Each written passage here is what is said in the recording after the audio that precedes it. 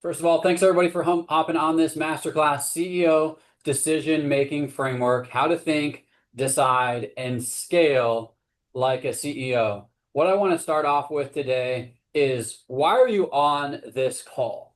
And that's what I want everyone to think about is if you're on this call, you want to think, decide, and scale like a CEO. And a CEO is always trying to figure out what's the next biggest thing that they can focus on to take their business to the next level. But not only can you be a CEO for your business, you can also be a CEO for your personal life, for your family life, for your faith, professionally, financially, all those different areas. One thing we talk a lot about in our clinic is personal, professional, and financial goals. So that's what I want everybody to start off with today is I want to give you guys a few minutes right off the bat. What is the number one personal goal that you're looking to accomplish in the next 60 days? We got 60 days left until this year is over. What's the number one goal that you either want to accomplish or make more progress towards in the next 60 days? The other one is professional goal. What is the top professional goal you want to make progress towards or fully accomplish by the end of 2025? And the last one is a financial goal. And what is a financial goal you want to accomplish in the next 60 days or make progress towards in the next 60 days or maybe even complete next year? Lots of amazing goals. And that's something that we need to become more comfortable with is writing down, speaking about our goals on a regular basis. And that's a big part of what I'm going to be talking about today. And so before I jump into walking through these 6 levels of becoming a CEO, I want to let you guys know that I was in your place or I was worse off than where you are just a few years ago. You know, I grew up very low income. Nicest car my family had was $500. I took pop cans out of my neighbor's trash to turn in for nickels. You know, through in college, you know, I lived in Dirty D, Davenport, Iowa. Somebody took a baseball bat, knocked off the side mirror of my 2001 Ford Focus, and I had to park in the back of parking lots all throughout, you know, all my networking and everything I did before I opened my clinic because I didn't want anyone to know that they're going to make an appointment with a doctor who has a rusted out car with one mirror dangling off the side of it. Whenever I was on phone calls driving in the car, the last few pieces would bang against my window and people would always be like, "What is that noise?" And I was like, "I don't know what you're talking about." You know, so no matter where you're at now, you can get to the next, you know, level. I grew up, my stepdad was an alcoholic. My parents divorced when I was young age. You know, I've had multiple family members attempt suicide. You know, no matter where background you come from, I want you to know that you can take steps and progress to wherever you want to be. You know, now I have an amazing wife. I have 3 amazing kids. I coach all of their sports, run 2 incredible companies, have a wide variety of real estate, and honestly just have the freedom that I want to have. And so I want to walk you through really a framework of how you can progress to be the CEO. But a lot of these same frameworks, like I said, are the same, whether it's personally, professionally, financially, in your faith, in your fitness, all about those different areas. It all starts off with having the proper mindset and taking action. Okay. And so I'm going to dive into that. The framework I'm going to go through today was actually originally created from a consulting firm that was hired to come in and analyze my practice. They spent 2 weeks in my practice, cost over $150,000 to evaluate my clinic. The smallest companies they'd ever evaluated before my clinic was over $100 million. That was the smallest company they'd ever evaluated before they came to my clinic. And so $150,000 in 2 weeks later, this is actually the framework of what they discovered that led to our explosive growth and accomplishing something, you know, very rare in the chiropractic profession. So like I said, ask questions throughout the whole time. I'm going to be going through this, providing you guys as much value as I possibly can. So what I really want to start off with is a framework of what is the difference of a CEO mindset versus an operator mindset. You know, a lot of doctors are still in this operator mode where they're doing HR, finances, marketing, sales, hiring, firing, you know, unlocking the doors, managing all the vendors, doing 1,000 things, and they never get to really elevate to that CEO. They're being very reactive instead of focused. They're exhausted, you know, instead of confident. They're unclear instead of strategic. And so that's really where we need to start shifting our mindset on today, is to get to that next level and step into the CEO role. Like I said, you need to start being able to delegate without disowning, without the going downhill. You need to be able to lead, you know, with data, you know, not with a gut feel or what you think it is or what drama is showing you to do. And you need to stop doing and you need to start deciding. To be the real CEO, the company needs to really run and not just maintain, but actually grow without you. And so, like I said, I've mapped out these 6 levels to scale to become the next CEO. I'm going to walk through these one by one. This is what I found. This is the progression. All right. And it's not 100% linear. As you progress, you're always going to continue to get better at personal development. You're going to delegate and elevate and move to the next level, but then you're going to have to delegate and elevate again. You're going to reinvest, but then you're going to have to reinvest again. You're always trying to maximize. You're always trying to develop leaders. And then eventually, of course, you want to be the CEO and sit in that role. But ideally, they become less and less and less. If you build a solid foundation, then you can take a building to much higher levels, right? Like it talks about in the Bible, building your house on solid rock versus on sand. If you have these fundamental levels first, then the next levels begin to become easier and easier and easier.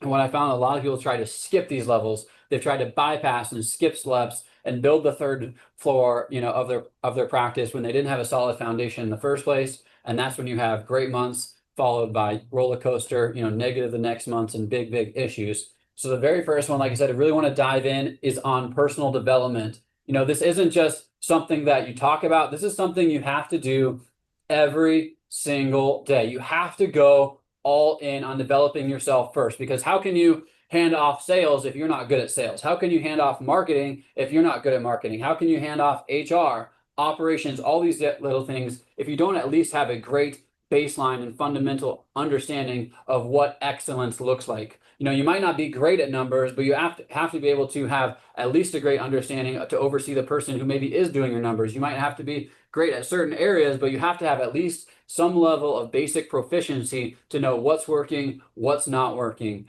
And so I like to start with sales and communication. I think that communication at its fundamental core principle is one of the most important aspects in life. It's one of the number one things I talk to my kids all the time. If you want to do anything in life, it's going to start with great communication. You've never met or heard of a great leader that's not a great communicator, right? Well, without getting political, we all know how issues with Kamala, how poor her communication style was, and that's what got her torn down, in the race, because she was such a poor communicator, right?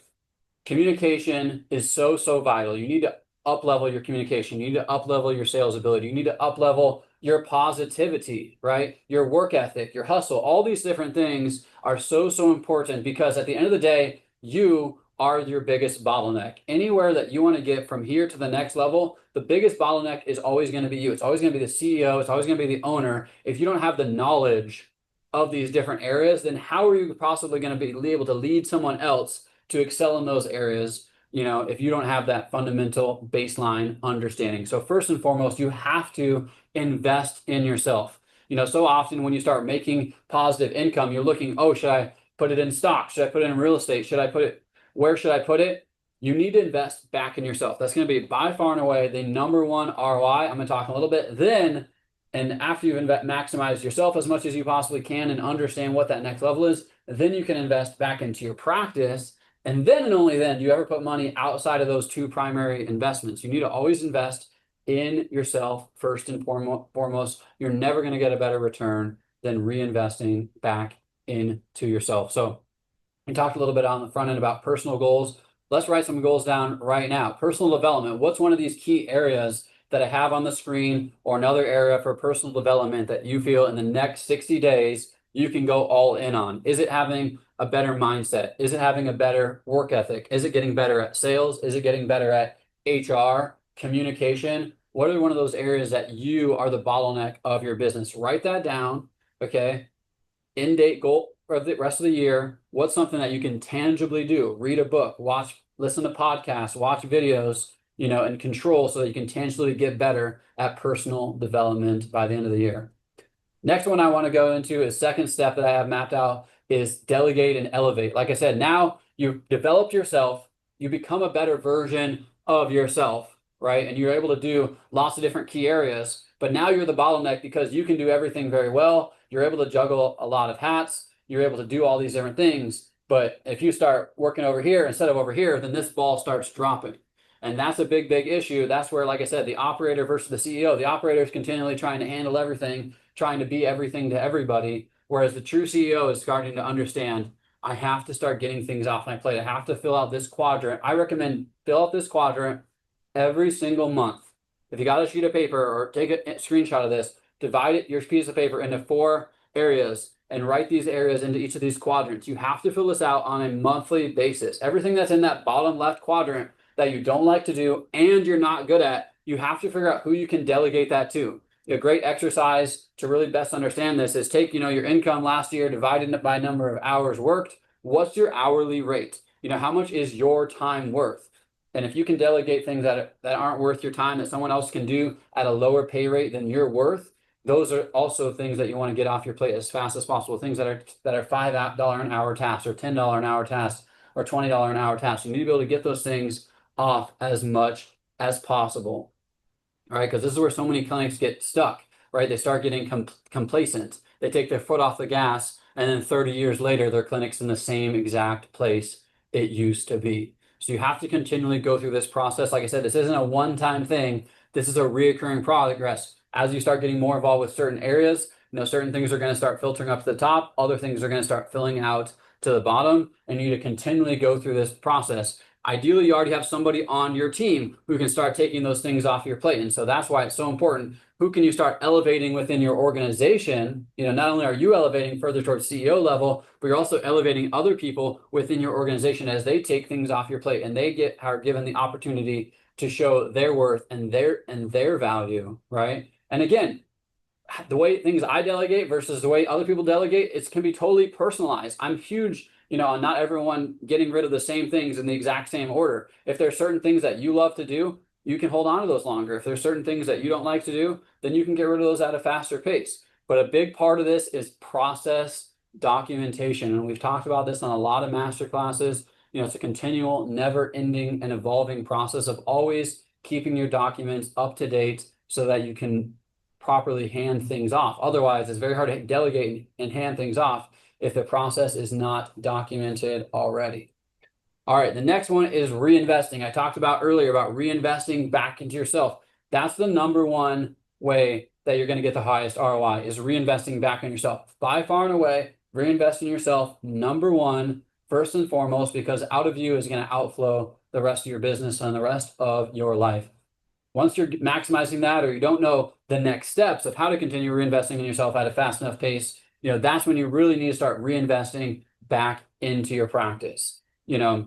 I've talked a lot about, about all the different real estate that I have and the properties and all those things, and they all sound cool. But honestly, the only reason I got into those is because I honestly just made money faster than I knew how to reinvest back into my practice. My ceiling of what I understood of how to reinvest into myself and reinvest in my practice, was slower, than the funds I was making. A great problem to have, but if I could do it all over again, I'd love to have zero real estate, right, and a $50 million a year company, right? And so that's really where you need to understand the best ROI for your money. It's not in stocks, it's not in houses, it's not in properties. It's reinvesting back into yourself first, and then reinvesting back into your practice, right? And so that's why it's so important to always be evaluating your practice. Where are your bottlenecks? Where are your opportunity costs? I'm going to dive a little bit back into that in a little bit. But like I said, not only are you reinvesting back into your practice, you're reinvesting back into your team as well. We want your team to be able to grow with you. Something that we did a great job of was we started creating more and more specialists. When you first start, you have general chiropractic assistants or team members that are doing front desk, back office, billing, a little bit of each. But as you continue to scale, you need to figure out who's the best at the front desk, who's the best with numbers and detailed analysis, who's the best with communication, who's the best with sales, who's the best with marketing, and start creating more specialists into your practice, reinvesting into them, into training, into assessments to get your team members to the highest level, right? We talked about developing yourself as level 1 and level 3, or reinvesting back into our own practice. How can you take that case manager, to a higher close rate? That's something I learned early on, is that I didn't have a great case manager in one of my roles. And I calculated in a 12-month period, that person lost $400,000 versus the person that I replaced them with in 1 year. $400,000 loss, on a team member that was making about $60,000 to $70,000 a year, right? So the opportunity cost, the lost amount was so much greater than what I was paying that individual. And I didn't realize that until I had lost all this income.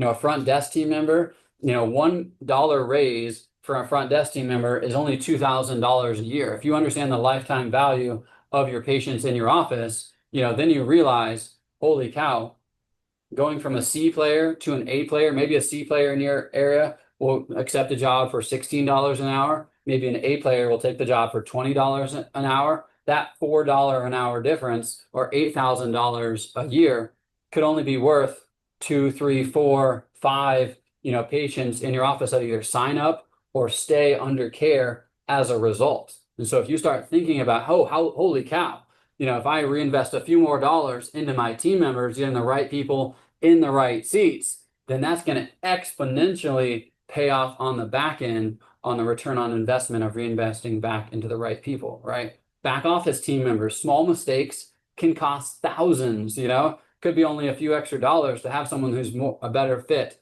personality driven, who's detail oriented, who doesn't miss these mistakes or billings mistakes that could cost thousands of dollars, but it might only cost you a couple more dollars an hour, right?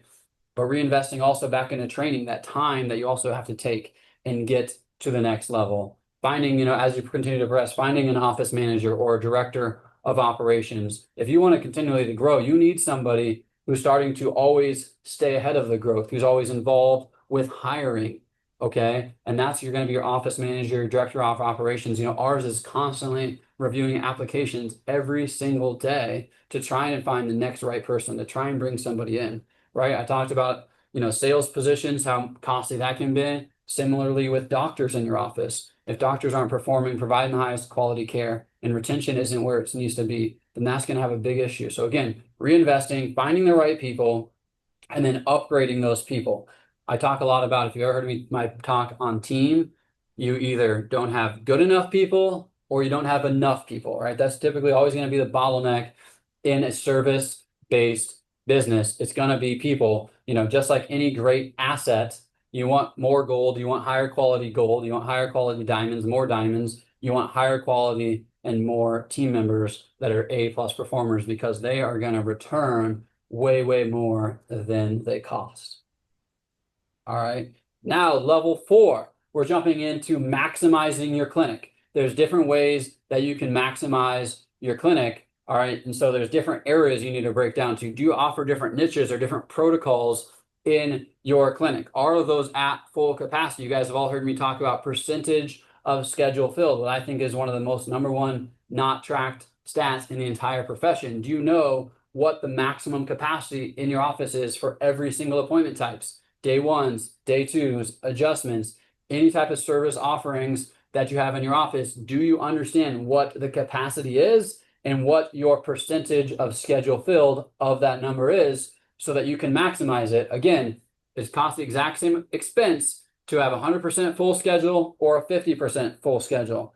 Adam and I have done this now probably over 1,000 clinics, and we found that the average percent full is only about 20%. That means the typical clinic can generate 5 times more revenue without most expenses changing. So how are you maximizing what you're already paying for, right? Not just, your clinic, but again, your team members. What's your #1 expense, on a P&L every single month is going to be team members. So how do you maximize the quality of those team members? Like I just talked about, reinvesting back into team members. And then opportunity cost, right? If you're not familiar with opportunity cost is the cost of what you lose by not doing something, okay? So, and sometimes it's like, oh, that's a little risky. I could risk, spending an extra $10,000 to get a higher quality team member, but the opportunity cost, like I just said, was $400,000. Maybe if I had paid $10,000 more for a higher quality case manager,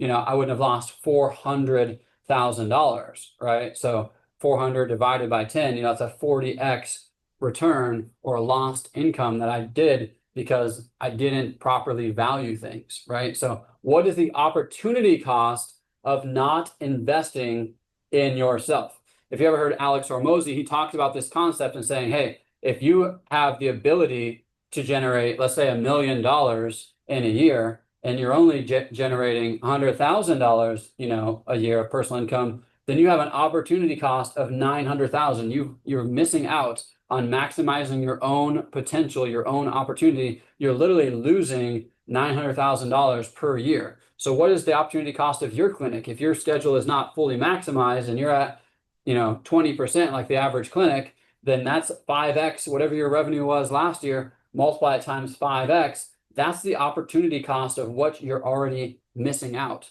So you have to understand these basic, like I said, frameworks so that you can maximize what you're already paying for. The next level 5, second to last level, this is where you're starting to develop leaders within your organization. You're trying to get your team to run your organization without you, okay? You're developing leaders from within, and then you're also starting to hire outside, higher quality people. Maybe your CA team member now goes to a front desk manager or a back office manager or a head doctor. We call it the retention department. Maybe they're head of retention or head of sales or head of marketing. Now remember, just because they're great at sales doesn't mean they're a great sales leader. Just because they're great at the front desk doesn't mean they can manage other people. Can be very different skill sets, but you need to get people to continually grow and scale within your organization. You want your company to be a vehicle, an opportunity vehicle for people to grow personally, professionally, and financially within your company. And so that's where, when you're starting to develop leaders, you need to start having structure, right? You need to start having a framework of what are the KPIs that they're accountable for, what are the core values that they need to live out, what are the primary skills that you're hiring for, what are the primary purposes that they need to fulfill on a regular basis. Like I said, so ideal world, everyone wants to promote internally. You have these people that you trust, you want to advance to the next level, but at the end of the day, you can never scale extremely fast by only promoting internally, because that's much more of a slower growth. Some people are going to grow fast, but for the most part, that's a much slower progression of team members over time. So if you really want to hit quantum speed and grow at a faster pace, you need to start finding higher quality people from the outside, people that have already done exactly what you want to do, that have already led organizations, marketing departments and sales departments and operations units. And they bring in outside the box thinking. That's something I realized early on, is everybody in my office, my initial managers, were all just thinking how I taught them to think. They weren't thinking outside the box. They weren't bringing in new ideas. They weren't challenging thoughts and processes that I had, because they didn't have any greater experiences. So you have to start bringing in outside talent. You have to start bringing in high level people that are helping you scale to the next level at a faster pace. Now, I know, again, that can be risky, that can be scary. These people aren't cheap, right? But again, opportunity cost. What's the cost of not having those people on? How much more potential revenue, profitability, or freedom could they give you by having them on your team? And then the 6th level is becoming or being the CEO. When you get to this level, I was just talking about this with a friend of mine today. Being the CEO is actually a lot easier than all of these other things. At this point, you've gone through these progressions. You've put in the hard work. You've put in the hustle. You've put in the grind. You've developed yourself. You've documented SOPs, right? You've delegated and elevated. You've reinvested back in yourself. You've reinvested back in your practice. You understand finance department. You understand the marketing department. You understand the sales. You understand HR. These things have started to become like second nature for you. Things that used to be very difficult decisions, you know exactly what to do. You know exactly what the next step is. When this area starts dropping or this KPI is not where it needs to be, you know exactly what screw you need to tighten, right? When you're starting to hit these levels, where the bottlenecks are, what area of your practice you need to focus in on, what KPIs you need to drill down into if you've gone through this work. But if you're just trying to jump to be the CEO and not going through this progression, it's not going to work. Again, it's like getting to the 6th story of a building and there's no solid foundation. Like a house of cards, it's going to fall down. So again, this is a progression, but at this level, this is where you become the rudder. You have amazing people that are fueling the fire, that are rowing the boat, that are providing the engine, that are putting up the sail, that are doing all the different things that you used to do, but you've delegated and elevated, and now you're the GPS. Now you're navigating the organization. You're saying, hey, take a slight left turn here, stay straight for a few more weeks, and then we're going to take a right turn. Oops, we made the wrong way. We need to go backwards a little bit. This is exactly the role of the CEO. There's going to be a lot more white space on your calendar. There's a lot more thinking involved of what's working, what's not working. You're trying to see ahead of the company. You're trying to remove bottlenecks before they ever happen. You're trying to solve issues before that anyone even realizes they're a problem. Okay. Otherwise, once you hit a plateau, everyone knows you're at a plateau, and then you're trying to scramble and break through that plateau. But if you can stay ahead of the issue as much as possible, you're starting to do research and development. I remember when I first saw R&D early on, I was like, R&D, what does that even mean? But you're trying to always figure out, what are the next steps? How do I develop the next people? Is there technology that we can leverage that's going to help us go faster? Are there better vendors that we can utilize? Are there better people that we need to upgrade? Which areas of our practice are lagging or bottlenecking other areas? Is it a team person? Is it a structural issue? Is it a data problem? Is it a cash flow problem? All these different areas you're constantly evaluating, like I said, what's working, what's not working, and you're continually making sure that practice is continually moving forward. When you're the CEO, this is the question you're literally answering every single day. If you guys don't have this already, on a sticky note, on your mirror, in your car, at your front desk, background of your cell phone, it has to be, because this is what your job is as a CEO, is to answer this question every single day. What is the most important thing I can decide today to move my business forward? What is that number one thing that you have to be focused on? I like to think about it as revenue driving activities. Oftentimes there's 1,000 things you could do, but what is that top thing you have to continually dial in? Okay. And what it is today might not be the same thing in 30 days. If you lay out a map and say, hey, these are my top 10 things I think the business has to do, after you accomplish number one, what you thought was number two could all of a sudden be number 17. What's now the number one thing was number 11 at the time. So it's this constant evolution process. If you've ever heard me talk about, our growth and evolution, that's what I studied other businesses during COVID. And I learned the fastest growing businesses in the world are always reiterating. They're always evaluating their strengths, their weaknesses, their opportunities, and they're always making slight pivots. They're trying to figure out where the goal is as fast as possible. And if they need to make a quick turn or change a direction, they're very, very agile in moving in those directions. So that's the whole premise of our CEO decision-making funnel or decision-making framework that we talk about all the time with Lucro. It's honestly very simple. That's one of the top things my grandpa taught me was KISS. Keep it simple, stupid. Most things in life are simple, right? Every single person in the world knows what they need to do to lose weight, how they should be healthy, what they should eat, what exercise, that they should eat right and they should exercise. Everyone does that, but how come so few people actually do, right? We need to keep it simple and understand that the solution, is easy to know, but possibly hard to do, right? But a CEO decision-making framework really helps you walk through this process. First and foremost, what's the goal, of a business? Why are you owning a business versus working for someone else? Because you want a higher ceiling of potential, revenue, profitability. You have to be looking at these high-level P&L data points first and foremost. And so let's say you look at revenue and it's not where you want it to be compared to your target and your goal. Then you can drill down into those EHR data points. Was it your sign-up rate? Was it your show-up rate? Was it your churn rate? Are people signing up, or they're signing up for decreased, care plans? Are people not getting approved for care, right? Oh, hey, maybe you need to look into your team. Your team spend is way too high on the perfect P&L compared to where it should be. So now you need to look into, what is my percentage of schedule filled for each of these different appointment types? What's my revenue per employee? What's my profit per employee? What's the efficiency of each of my different team members and the departments within my organization? How are my team members doing on their performance reviews, right? Maybe you need to drill down and say marketing. Holy cow, we only spent 2% of revenue on marketing. We're getting a really phenomenal return on our marketing spend. Which marketing levers are getting the best return that we can double down on, because we're only maximizing 40, 50% of our schedule. So if I know that if I have a profit margin of 40%, for example, then I know I only need a 2.5x return on ad spend to break even. My current return on marketing is 5x, and I only have a 40% full schedule. I know I can reinvest back into marketing because I'm getting a higher return than my break-even point.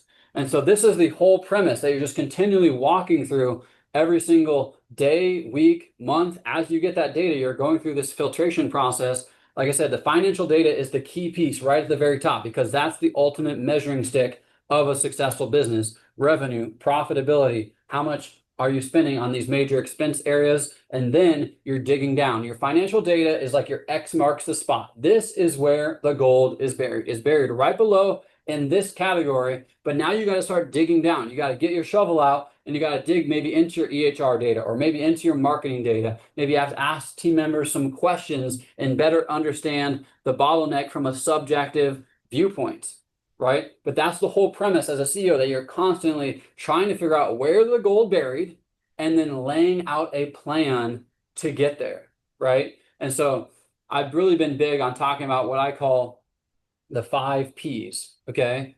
Chiropractic as a profession, we have one of the greatest products in healthcare, if not the greatest healthcare products in the world. Purpose, outside of changing people's life for Christ, you know, what's a greater purpose on earth than changing the trajectory of somebody's health? People, if you've been to conferences and you've met people in the chiropractic profession or in great healthcare professions, you know we have some of the greatest collection of human beings in the world, right? But why do we not have profit? That's what Lucro stands for, is profit in Italian. Why do we not have profit? It's because we don't have plans. We don't have proper processes to make it a reoccurring flywheel of this is what's working, let's do more of it. This is not what's working, let's reevaluate and alter it. And that's really all that growth is this very simple process of understanding what's working, do more, what's not working, do less, and then just continual reevaluation of those basic activities. But the issue is, if you have an operator mindset, you're just putting out fires. You're trying to balance all these cups all day long, and you never can get into that CEO mindset where you can actually evaluate what's working, what's not working, and taking action. So, like I said, this is what I want to end on, is your mindset. You have to make a commitment, first and foremost, to invest in yourself. That's the number one thing I talked about, is you got to grow you first and foremost, or you're going to become the biggest bottleneck of your company's success. Then you need to start investing back into your business. Starts with investing back into your team. Hire quality team members, developing the team members that you already have, investing back into your practice. Outside of investing in yourself, okay, your practice is going to be by far and away your number one return on investment. You know, if you put it in the stock market, people are happy with 10 to 12% return on their investment in the stock market. You put $1,000 into marketing and you only get $1,100 back, you think that's awful, okay? Even if you get $1,500 back, nobody likes that return. So why do we have the wrong mindset about reinvesting back in our practice? If you think 10 or 15 or 20% back in the stock market to get, or even 200%, but you think a 2x return back in your practice is not good on marketing, then you really need to understand that that's where your best ROI is. Investing in yourself, investing in your team, investing in your practice. And like I said, all of this sounds good, but you have to do something with it. You have to progress continually, day after day. You have to continue to get 1% better. Whatever those action steps you guys wrote down on, you have to continue to progress. Some days you're going to go backwards. You're not going to move forward every single day, but you have to continually take action. You have to continually move forward, figure out what those constraints are, figure out how you can optimize them. Who do you need on your team that can help you with those roles? What do you need to delegate off your plate so you can have a better focus and become the CEO of your practice? So hopefully that was a great masterclass for you guys today on how I progress myself personally. And also, like I said, the insights we got, you know, from a $150,000 consulting company coming to our business and identifying these progressions that we went through as an organization. You know, if you're not already a Lucro client, honestly, it's kind of the most easiest decision you ever can make. We have no contracts. We have no sign-up fees. We do your books every single week. You get the action steps every single month. You have an entire vault of resources, just like we went over, you know, today, for only $450 a month. And our software is getting better every single week. Every 2 weeks, we come out with new updates, new functionalities, new abilities. Right now, we have almost $500 million of annual clinic revenue inside of our software. In 2026, we're going to come out with an industry-wide report. What are the best people in the profession doing? How are they running the best business possible compared to a typical clinic. Okay. And so not only do we want to help you grow your clinic, we want to help advance this profession as a whole. So if that's something that you're passionate about and taking our profession to the next level, that's something that we want to do as an organization as a whole. Because like I said earlier, some of the greatest people in the world, second greatest purpose in the world, best product in healthcare, but we don't have profitability that we should have. And so that's what we want to start making a change. It starts today. Start taking action on the